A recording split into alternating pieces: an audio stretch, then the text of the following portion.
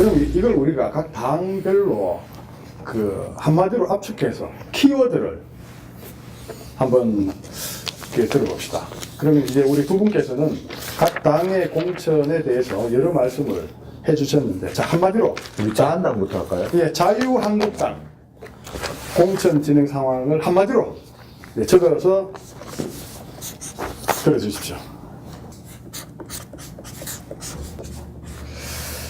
자, 그러면 어느 분부터 먼저 같이 한번 같이 하나, 자, 한번 들어주시죠. 들어볼까요? 자, 뭐라고 쓰셨나요?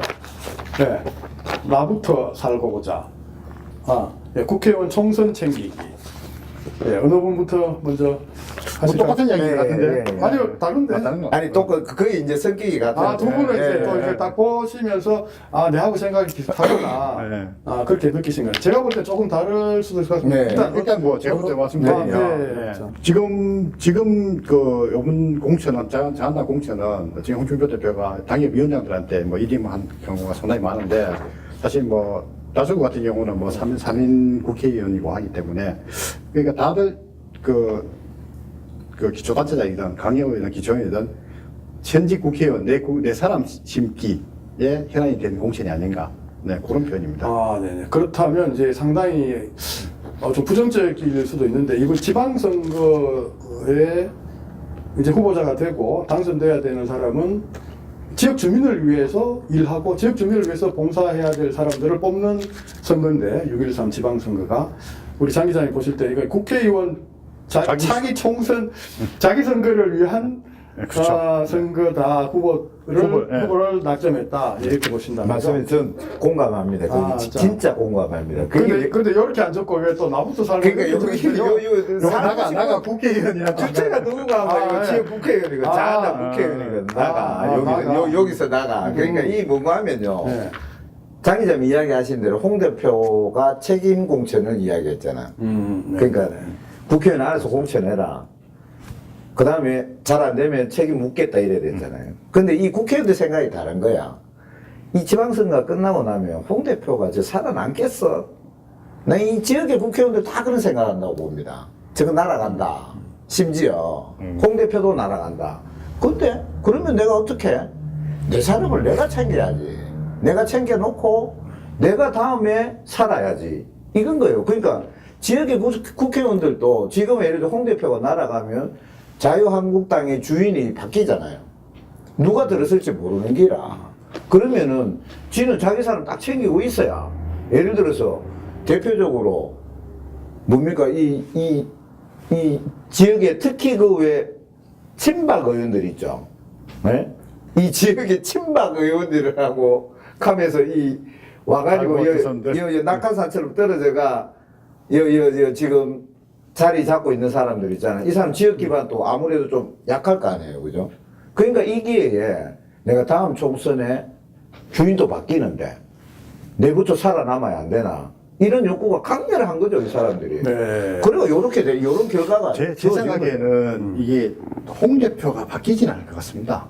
제 그래요? 개인적인 생각으로. 그러면 저는 다행이고. 근데 뭐 홍 대표 이야기가 뭐 6개 광역단체장을 못하면 나가겠다고 했는데 지금 뭐 정치인 근데 홍 대표가 대구와 이제 나는 뜬다 이 카드인데요. 아니 그건 그러니까 무슨 대구 말이에요? 그러니까 제주에 이야기한 게 이번 지방선거에서 아니 목표가 어제가 6군 되고 어제가 신문에 보니까. 홍 대표 얘기는 조금 이따가 하고, 자, 네. 요 키워드 중심으로 자, 말씀을 조금 더 네. 나누겠습니다.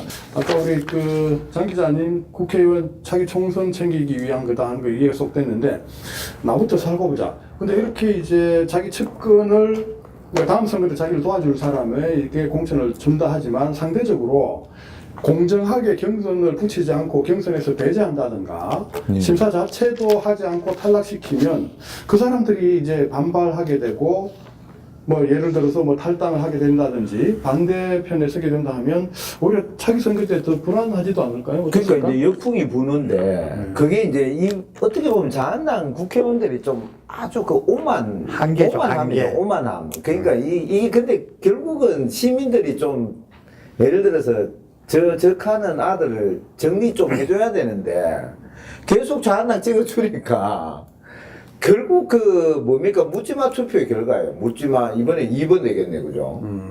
그러니까 시민들이 이번에는 좀 바뀌겠죠. 저는 바뀐다고 봅니다. 이제 1등 단심이 자유한국당, 예? 보수, 이 벽을 좀 허물어야 되죠. 내부에서. 저는 그런 조짐도 일어날 거라고 봅니다. 네. 네, 좋습니다. 자, 그러면 다음,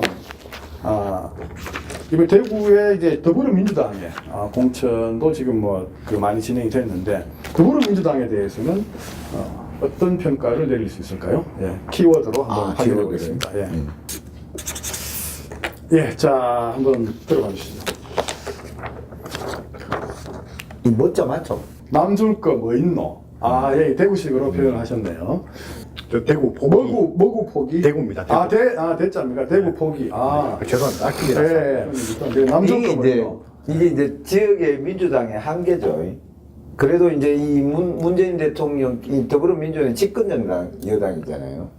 그러면은 뭐 그래도 여기에서 지역 발전에 뭔가를 하려 그러면 지역에서 좀 그래도 영향력 있는 인사들이 민주당 문을 두드릴 거란 말이죠. 저는 그렇게 판단합니다. 근데 저축대감들이 다 박힌 돌들이 있는 거지. 자기 옛날에 DJ 때 고생한 당원들 딱 앉아가, 야, 누구 고생할 때는 우리 그들도 보도 안 하더니 이제 정권 잡았다고 이제 문 두드리나. 그 앞에 안에 있는 사람들은 그래서 문 두드리는 사람들 꼴 보기 싫은 거고. 저는 이게 한편으로는 이해가 돼요. 그렇지만, 야, 이분들이 정당이라는 구조를, 정당이라는 것을 조금 더 좀 편협하게 이해하는 그렇죠. 거죠. 좀 이렇게 이해를 하면, 대승적으로 이해하면 그분들 쭉 받아들여야죠. 그 다음에, 사실, 그러니까 옛날에 같이 고생했던 사람들이 권력을 누리려고 고생한 사람들이 아니잖아요. 자기들 스스로는. 그렇게 처음엔 출발했을 거란 말이죠. 근데 권력이 생기고 보니까 자기도 권력화 되는 거야. 이제 나도 갑질 좀 해보자 이렇게 되는 거죠. 그러면 이 정당은 대구에서 뿌리 내리기 쉽지 않습니다. 문을 열고 그러니까 새로운 사람들 경쟁력 있는 사람들, 그리고 지평을 넓혀 나가서 그렇죠. 넓혀 나가야 이 정권이라는 게 영원하지를 않은데 정권 5년이잖아요. 그 다음 선거 때 또 정권을 잡겠다는 의지가 있다면 모든 더 문호를 유기처럼 개방하고 예, 지평을 그거 넓혀 하죠. 나가겠죠. 그렇죠. 그렇지 못하다는 근데 민주당이 이번 선거 같은 경우는 그래도 뭐 경선도 하고 있고 상당히 뭐 그런 차원에서 봐서는 인물이 좀 많이 나와 있는 몇 군데를 저는 지금 경선 대구시장 같은 경우도 지금 경선하고 있는 상황이고. 그렇죠. 저는 네, 그런 대구시장은 상황이니까. 네. 괜찮다. 광역시장 그 후보 구도는 그나마 예전에 비하면 상당히 좋은 거죠. 그러니까 고들만 좋은 겁니다. 제가 대구 포기라고 적은 이유는 뭔가 하면 네. 거물급이 없다는 거죠. 그렇죠. 네, 그러니까 이게 그거 맞네. 결국은 이거 지금 맞습니다. 권 시장하고 붙어갖고는 여론조사로 봐서도 누가 나와도 다 권 시장이 이기는 걸로 나와 있는데. 예, 예. 그러니까 제가 지난번 토론에서 말씀드렸듯이 김부겸 후보 제발 좀 나와야 된다고. 민주당이 대구를 포기하지 않으면 김부겸 후보를 낼 거라고 이야기했는데 김부겸 장관이 못 나옴으로 해서 이제 스타성이 있는 사람이 아무도 없고. 저는 김 장관보다는 예를 들어서 그분이 안 나오잖아요. 그러면 하다못해 추미애라도 나와야 되는 기라. 저도 생각합니다. 예, 그래라도 나와야 되는 거예요. 그러니까 거물급 회사가 나와서 진짜 대구를 포기하지 않았다면 치열하게 경쟁을 해서 맞네. 지더라도 네, 치열하게 그리고- 경쟁할 수 목을 내야 되는데 그렇지 않다는 그리고 거죠. 이번 지방선거라는 게 광역단체장 선거만 치르는 게 아니기 때문에 이 지방선거가 향후 총선이나 바로 연결되죠. 그 바로 이후에 연결되죠. 있을 분위기가. 대통령 선거까지 예. 이제 영향을 줄 수밖에 없는데 선거에 누가 출마하느냐 하는 것도 중요하지만 이 과정에 얼마나 많은 지평을 넓혀가고 지지세를 확산시켜 나갈 것이냐 이게 매우 중요한데 그렇죠. 지난번 우리 프로에서 더불어민주당 이재용 시당위원장을 초청해서 대담한 적이 있습니다. 그때 이재용 시당위원장 했던 말씀이 지평을 열고 문호를 개방해서 많은 새로운 사람들을 받아들여서 지금 그 문재인 정권의 정책을 뒷받침하고 향후의 정권 재창출까지 해나가겠다는 어떤 비전을 말씀하셨는데 전혀 진행되고 있잖아요. 네, 이제 이게 이런 것 때문에 그렇죠. 네. 남줄 거 뭐 있노. 그러니까 그 기존 네? 권리 당원들이 좀 양보를 해야 되죠. 그렇죠. 자기들이 희생해야 되죠. 예. 자기들이 희생해야 후보가 되고 자기들이 공기업도 가고 이거 다 하려고 하다 보니까 새로운 역량 있는 사람의 진입을 막는 거죠. 그러니까 이번 선거를 통해서 많은 당원들 확충을 하고 또 역량 갖춘 출마할 수 있는 사람들 많이 해서 지금은 뭐 시장적인 그 경선을 하고 있다 하지만 쭉 보면 다 옛날 사람들이에요. 구청장 출마자들도 그래요. 김대윤 또 누구죠? 요 새로 오신 분은 네, 경찰청장 하시는 이상식 씨. 이상식 네, 팀장님. 구의원, 시의원들도 그렇고 구청장 후보들도 다 옛날에 해왔던 사람이에요. 왜 새 인물이 안 보이냐 이거예요. 이게 이런 식으로 나타난다. 제가 적으라면 저도 적고 싶은 내용이 있지만 오늘 두 분 키워드를 통해서도 지금 대구 민주당의 한계가 좀 드러난 게 아닌가 그런 생각입니다. 자.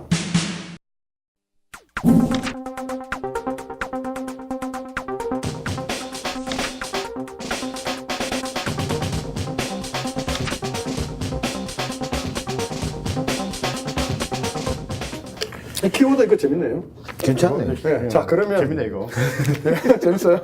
자 그럼 글자가 안 좋아. 하나 더 캘리그라피를 한번 그게 좀 공부한번 배워야 해보시죠. 되겠어요.